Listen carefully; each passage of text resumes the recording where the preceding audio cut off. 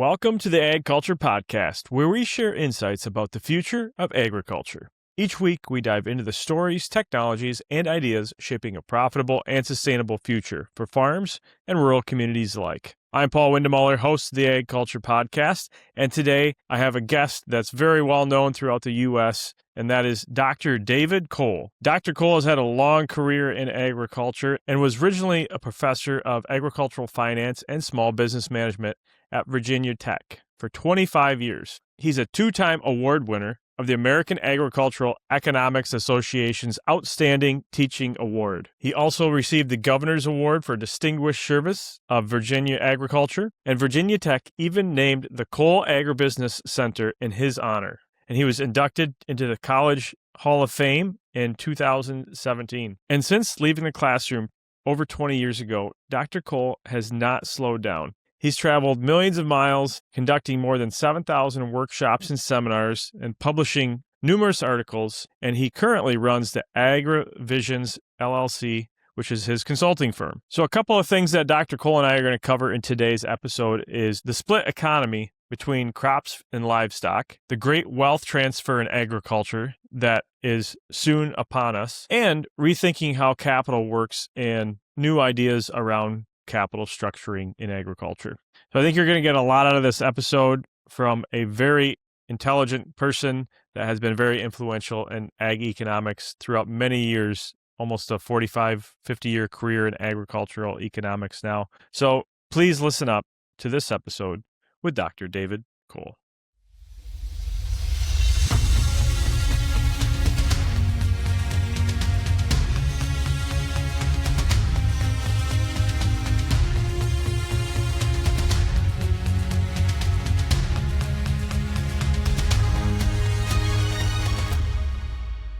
All right, Dr. David Kohl, welcome to the AgCulture Podcast. So good to have you here today. Great to be with you here. Yeah, I'm looking forward to our conversation. I read through your bio, all of the amazing things that you've done in your career, and I'm really excited to dig into a couple of topics that you're passionate about speaking on as you go around the country and really have a lot of feet on the ground in your retirement phase from being a professor. It sounds like you're a lot busier than probably when you were a professor. Yeah, it seems to be that way, but I'm still actively involved here at Virginia Tech. I still serve on graduate committees and involved with undergraduate programs, particularly with the entrepreneurship.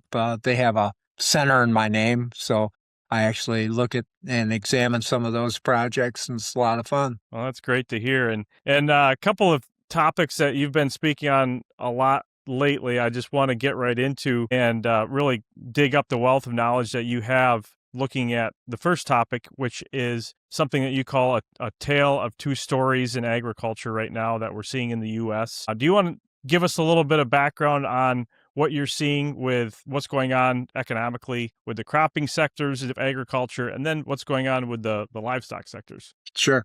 You know, Paul, I'm coming off, actually, when I fly out this week, it'll be 16 weeks on the road, and I'm coming back from Denver last week, which makes 23 states, since the first year. So I put a lot of air miles, particularly on Delta Airlines, and they've got me to the programs. As you look at United States agriculture right now, she has a split personality. If you take your grain, your row crop, your specialty crop, a question is being asked of me. They say, is it cyclical downturn, or is it a structural adjustment, or is it like the old automobile industry of the 1970s, where, the foreign countries kind of came in and changed the whole paradigm? I think it's a combination of all three. And let me kind of discuss it.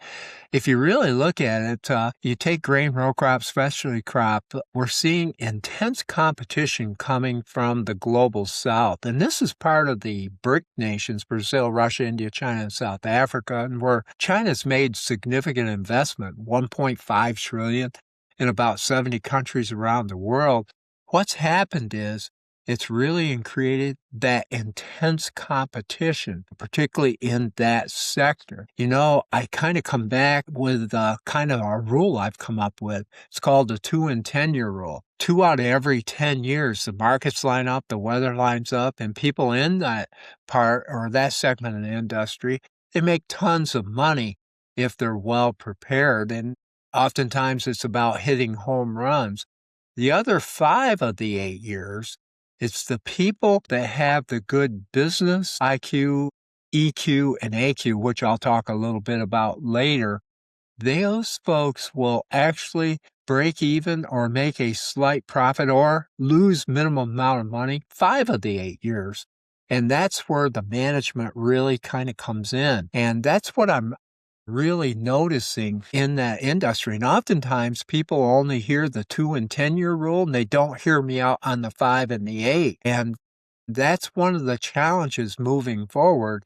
This whole intensity of the management mindset with 3 dimensions.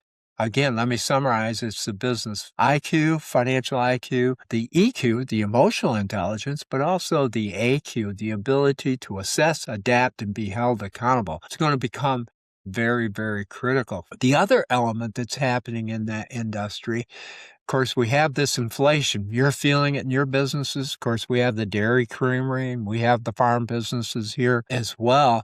We're feeling it since the Gulf conflict out here. But another thing that we're feeling is the tremendous amount of inflation that occurred in the COVID era. And that was the result. You take a world economy at that time was about 90 trillion. 14% of that came from a government check, whether it was here in the United States, in Europe, or around the world, just to kind of keep the economy going. So what did you have? Too much money chasing too few goods. And so it created inflation. The other thing that we're really wrestling with in that industry is the inflation. And if you think about it, it's the result of the Fed zero-bound interest rates from 2008 to 2022. It inflated our farmland, but it also inflated our homes, our stock market.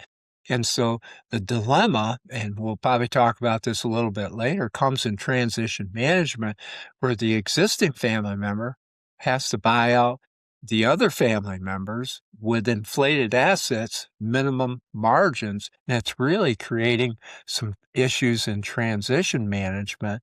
And so you have that combination of inflation in that industry, and everybody's going, the land values are still going up. How come? Well, it's these other dynamics that are resulting in there. So you have that industry that's really struggling. But then you have another sector that seems to be halfway resilient. And you know what the sweet spot is, Paul, nationwide? It's about 3 to 6 sources of revenue streams. In other words, diversification is in, but you can be too over-diversified. But what happens is we're finding more and more farm and ranch businesses. They'll have that 3 to 6 sources of revenue, and sometimes it'll come from off-farm income. In other words, people will have side businesses. They will have this off-farm income coming in, and it gives them that type of resiliency. But one of the things I'm starting to hear among more progressive producers, they'll say, okay, having the side businesses also gets them outside of their what I call silo. In other words, it gets them out with other people, other industries, and it gets them new type of thinking. And so what we're finding is that group is doing real well, but I often tell, and I just got off a webcast with, farm credit and bankers, oftentimes your worst mistakes are made during the profitable time, because what happens is you start becoming a little undisciplined. I call it my 60-30-10 rule. Very, very simple. When you make profits in your business, 60% goes to build efficiency first, growth second.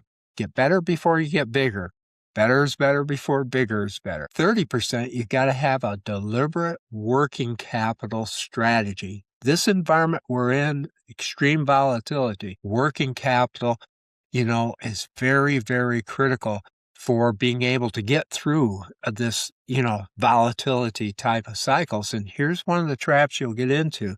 When you make a buck, your first thing that comes top of mind, well, I don't want to pay any income tax. Well, very few businesses go broke paying income taxes, but you've got to be very deliberate, because oftentimes we'll spend a buck to save 20 cents on taxes, but eat up our working capital, but then add additional debt service, which increases our cost of production.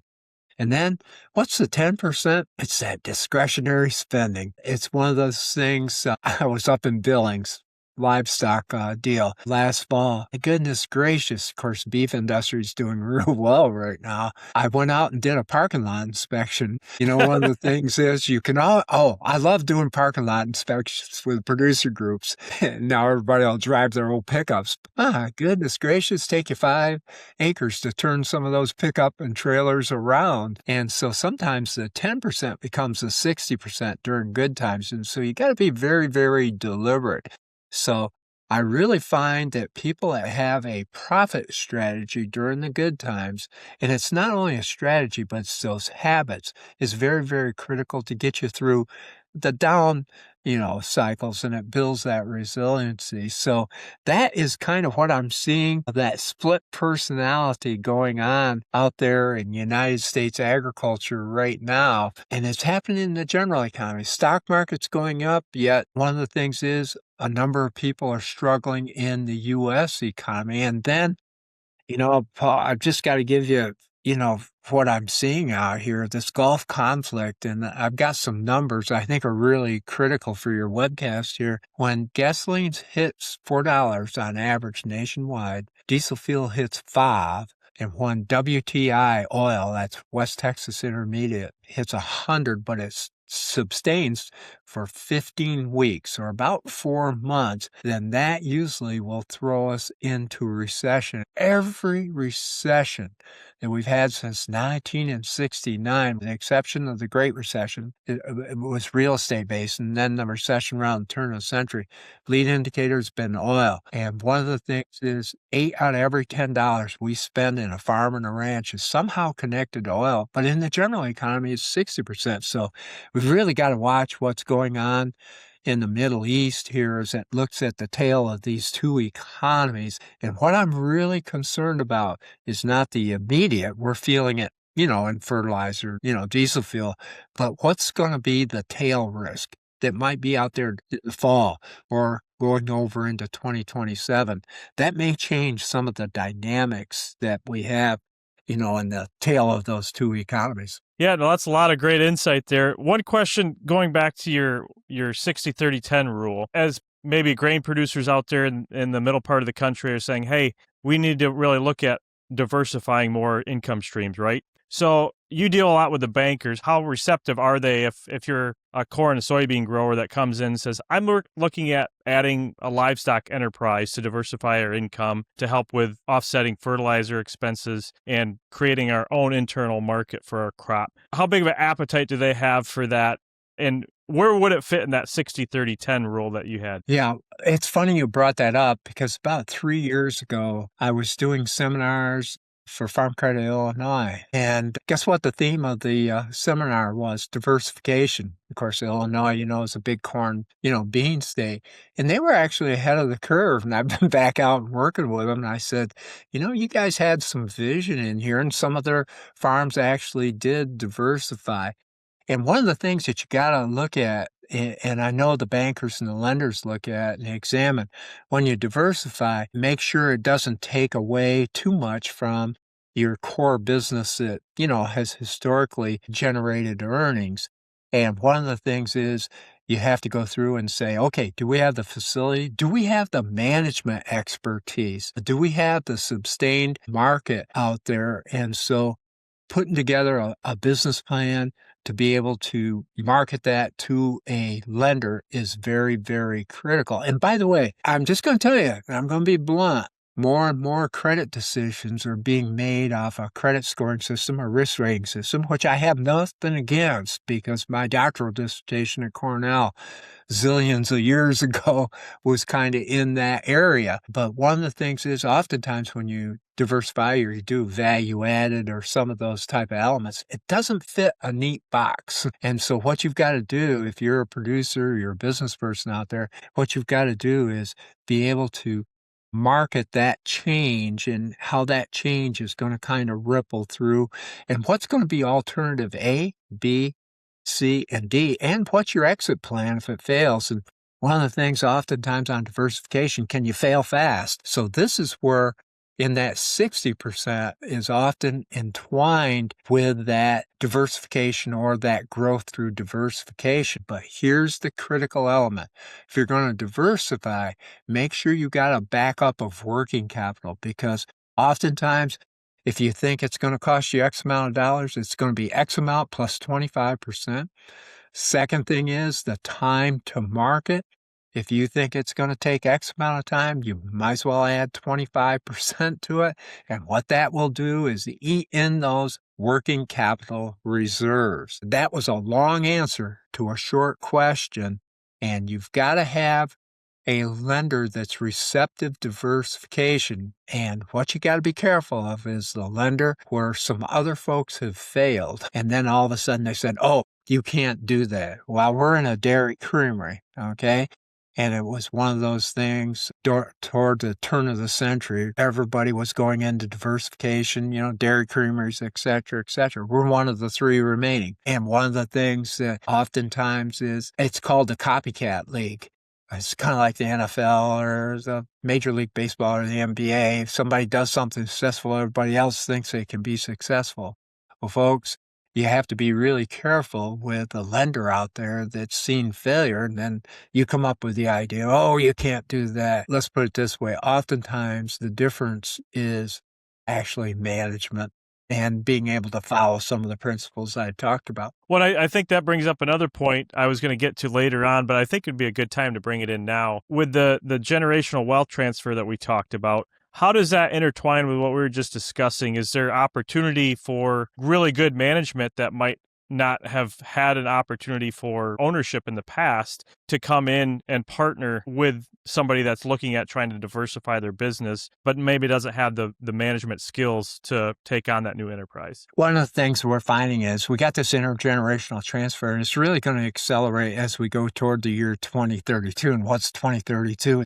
Old fogies like me that you tend to get 78 to 80 years of age. You say, oh, it's time to, diversify the type of business. And this is where I'm finding that on transition, oftentimes it's a family member coming back in. But Paul, one of the things I'm noticing is more non-farm family members coming back in, because what is it? Over 20% of farms and ranches in the United States of America have no next gen.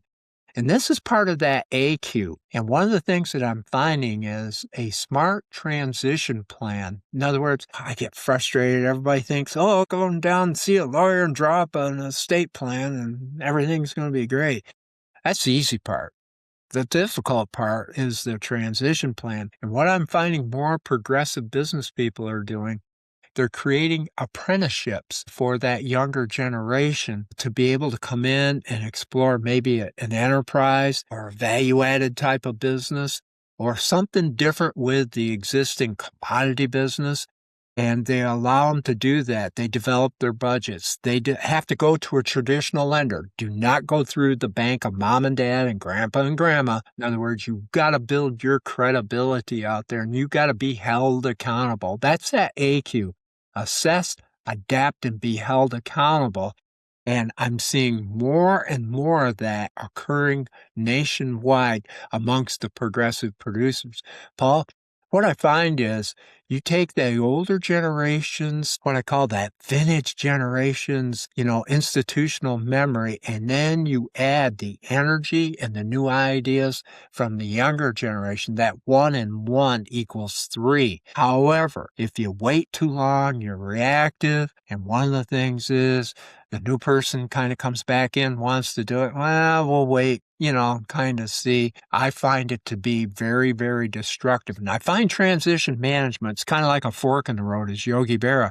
When you got a fork in the road, what do? You take one. One of the things is you can either, what I call, wheel it up. In other words, propel it and take your businesses to a new level, not only in business success, but life success, or it can be a destroyer. And what I'm finding is it's about 50-50. And I got to share with you something that's really, I'm noticing it out here on this deal. I want to share with it. We've got a real problem in the I states going on, but it's happening in all states, just not the I states. And you know what it is? It's the off family members They have no interest in the business until mom and dad and grandma die. And Yeah, then they they see the want, dollar signs and that's it. yep, they want their money and they want it now. You know what I call it? The NIL for agriculture. In other words, we got the NIL in basketball and football right now. And you got a bunch of these young kids that are getting rich overnight. And I have the $100,000 rule. And what's the $100,000 rule? If you inherit $100,000, you come into quick money, on average, you will not have anything in 17 months. Nothing to show for it.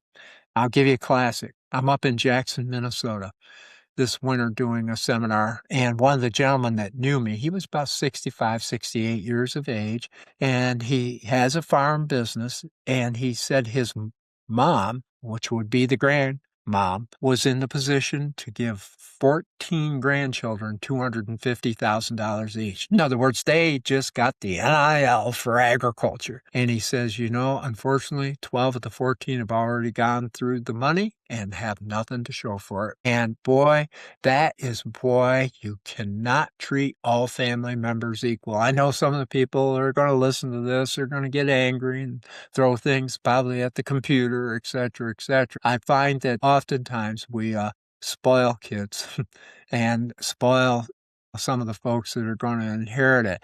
And this is one of the things that's creating consolidation of farm businesses, because the generations on the farm, as I mentioned earlier, can't afford to buy out those inflated assets. Also, it's that generation that may be carrying on the legacy to the fourth or the fifth generation. It's a lot of pressure. It puts pressure on them, their spouses, their children. And then I can understand the senior generation, particularly the senior female, because she'll outlive that male on average of about 6 or 7 years. And her worst worry is running out of money, but her real worst worry is she'll never get to see the grandchildren or the children, et cetera, et cetera. So she treats them all equal. And by doing that, guess what? She ends up not seeing the children, the grandchildren. They don't spend holidays together, the 4th of July, et cetera, et cetera. So this is a real issue that we have out there. And that's why we just went through transition at our dairy creamery. It took us 2 years. It's a marathon. Got to have a facilitator. You're going to hit the wall a few times. And one of the things is it's about a process. And there's going to be things that you'll have a lot of common ground, but then there's things that you're going to have differences. And this is where your transition management team, by the way, a lawyer, an accountant, got to have your lender in there, your financial specialist, or also sometimes what you'll have is a facilitator that has the agenda, takes minutes, keeps the process going. Because guess what will happen? Oftentimes the urgency, you got cow 4759 that's sick. We got to pay attention to her today. Or, spring's getting late up here. It's been wet. We got to get the ground. No, you've still got to keep the process going. And oftentimes it will take a couple of years. It'll take you 100 hours of your time because you're going to have assignments. And one tip that I find is don't put your professionals on an hourly basis. Put them on a retainer. It's a project. And as you complete that project, they get their payment, and you have them all at the meeting at the same time. And keep your meetings 2 to 3 hours, maybe 4 at the max. And the whole thing is, it's a project. We got to get her done, as Larry the Cable Guy would say. And I find that to be very useful. So your short question turned into another long answer. Sorry about that, Paul. Well, no, I really appreciate your perspective because you've seen so much of it. And as I traveled around the world doing my Nuffield scholarship, I learned a lot about this topic as well, even though that wasn't my focus. And just running into hearing how it used to happen, like in the UK back in the 19th century, where the oldest child or the oldest son at that point always inherited the land. Yep. And that way it would stay in one piece, and they would all know what was going to happen. They shipped the other kids off to Australia, to New Zealand, to Canada, to the U.S., and they went and started their own farm. And that was just the expectation. And that's what allowed a lot of that generational progression to happen. So, I mean, it definitely had some downsides to it, but it also helped solve some of the problems you're talking about. It's interesting to see those different perspectives. And, Paul, my ancestry is from Germany, of course. And again, my family members came over to Peoria, Illinois, and then scattered out. And the same thing occurred. And I would, you're very blessed to have gone through the Newfield program. And by the way, I would encourage any of the listeners to, it's a very rigorous program, one that you have to apply for. You have research assignments, but it'll be a life-moving experience of leadership. And we have the Eisenhower program here in the United States, and I've spoke to various groups, but one of the things that I really find, probably, I would say, Paul, one of the top 3 challenges of facing agriculture globally is transition management, because much of our agriculture is owned not by, quote, corporate businesses. They are large family businesses, oftentimes cousins managing with cousins and outside family members. But just going through that process, keeping the process updated, and transitioning that management skill set, it's a very, very rigorous, tough thing to do. And oftentimes, it's not the glory of getting the top milk production to your dairy farmer or the top yield. It's about doing all the, what I call little things a little bit better and following through and actually doing those things. So thanks for bringing in your global perspective on that. And also, I wanted to give a shout out for those programs. Yeah. No, they're really, really valuable. And actually, the current president of Nuffield USA was a former Eisenhower scholar as well. So there's definitely a tie there. So. Yeah, that is great. Hopefully, keep up the good work, because I've spoke to your groups, but I've also had them, like in TPAP, the Ag Executive Deal at, Texas A&M. We'll have people go through, that and then go into those type of programs.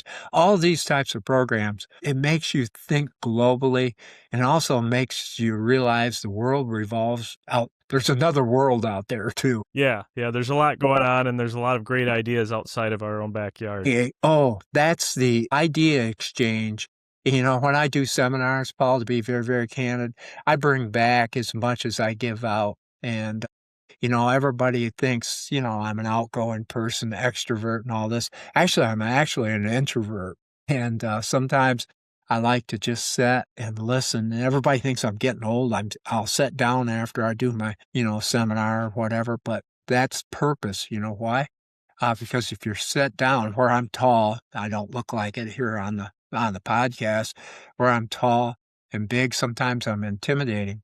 And so sometimes people will come up if I sit down, and I'll just have 15, 20 people, surrounding me, and just being a listener and being able to connect dots. I think that is so, so critical, particularly with our high-tech world that we have. And one of the things that I'm telling young people now, and I work a lot with 4-H and FFA, and actually we had a young lady looking at Virginia Tech yesterday from upstate New York, from my area, and I told her, I says, make sure you double down on your human relation skills, the listening, nonverbal communication. And her mother was there, and it was so funny. I said to actually develop that skill set, work with animals, because oftentimes the nonverbal communication, the way you work with them, helps you on your human relation skills. That's a really good point. That's very true as well. So one of the conversations that came up, I was having dinner with a group of Nuffield scholars one night, and we were talking about this. How do we look at capital in our businesses? So this is a topic that I really wanted to run past you, just rethinking creative ways to look at capital. We just discussed land values are getting so high in comparison to the revenues coming off of them. Cattle prices right now are high. All of the assets, all of them. Whether you're building a barn, whether you're buying a tractor, anything in agriculture, the capital expenses are just getting so high. So I did my Nuffield topic on artificial intelligence and data management and those things. And with all this data that we now have, is there an opportunity? I know historically there was options to do leasing and things like that to help expense out capital, but do you see any opportunities as you talk with bankers and go to these different events and really are in that world for looking at capital in a new way, whether that be a piece of equipment, or for somebody like myself, maybe a milking robot or a milking facility that really, in my mind, you could almost expense on a per cow per day basis or per milking basis if you have the evidence and the data that can be given to the lender or the person holding that capital on their balance sheet in real time. Well, one of the things that, it's been a trend since World War II. 17% of our assets were rented and leased after World War II. Today, it's over 60%. We're moving from the ownership of assets to the control of assets. And when you move from the ownership to the control of assets, it requires collaboration. It requires that EQ that I was just talking about, the emotional intelligence. I had a Maine dairy farmer said, I made more money through more milk production. He says, my daughter, who owns and manages the farm today, she'll make it through the collaboration and working with people and information and data. And boy, that was probably one of my top quotes of 2025. One of the things that I'm really finding is this whole thing with AI. It's a big topic, that's out there. And I really feel it's going. We use it here. We subscribe, and it's made us more efficient. For example, you got your robot. If I was a new Dave Kohl back, if I was 30, 40 years of age, I'd have a robotic dairy. I'd have a processing, and I'd be close to the customer because that information would provide that transparency. But that information also, where I'm close to that customer, I'm getting instantaneous feedback. I can make adjustments in my products, adjustments in some of my production techniques or working cattle or whatever type of techniques because, your robot, she's kicking out a lot of information. Everybody thinks it just saves labor. No, no, no, no. It's the information that it is kicking out there that, the customer of the future, one of the big trends that's going to become is proactive versus reactive health. Now, I'm not pulling RFK on you here today or anything like this, but one of the things that you're going to see is going to be a major trend in the next 5 years. Precision, innovative type of agriculture is going to align with the customer base that is in proactive health. And then it meets to the regenerative type of agriculture. And I'm going to be blunt, I had a dairy group the other day. I don't like the term regenerative. I said, just get over it then, okay?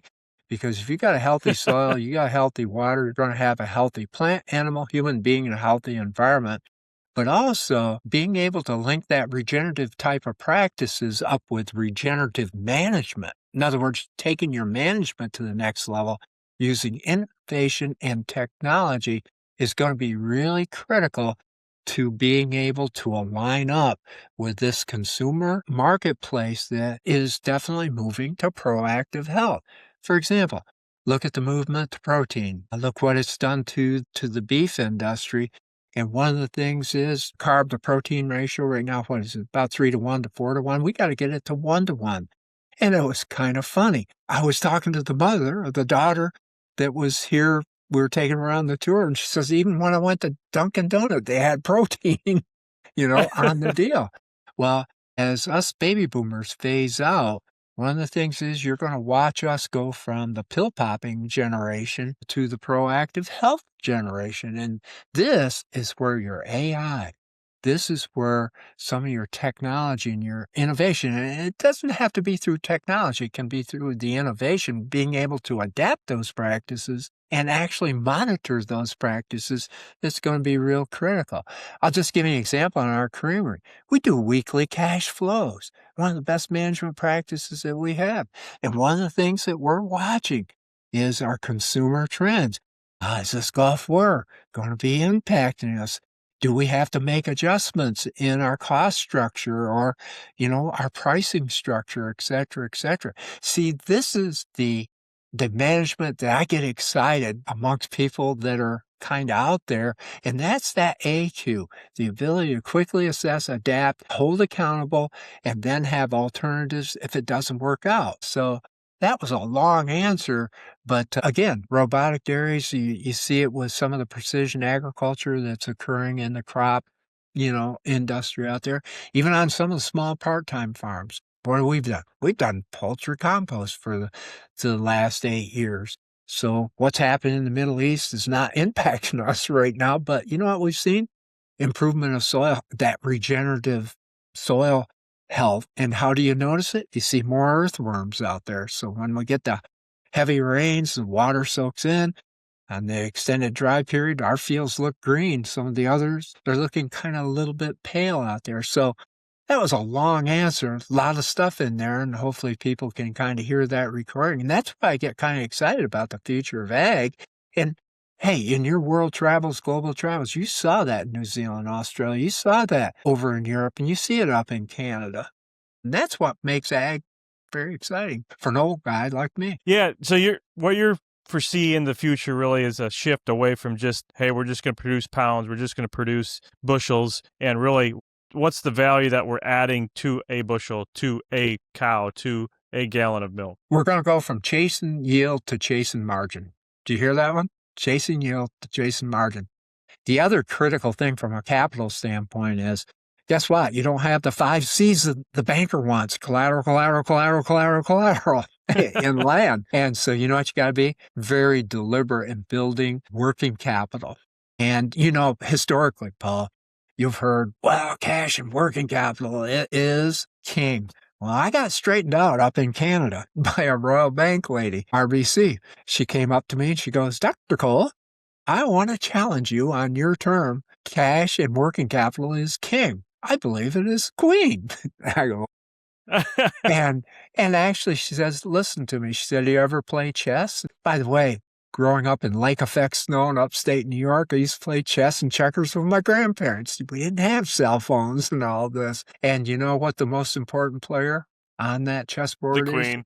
There you go. The queen's there to block adversity, take advantage of opportunities. And I'm just going to tell you, in the control of assets with the use of technology and innovation, you've got to have strong deliberate working capital IQ in there. That's going to be critical.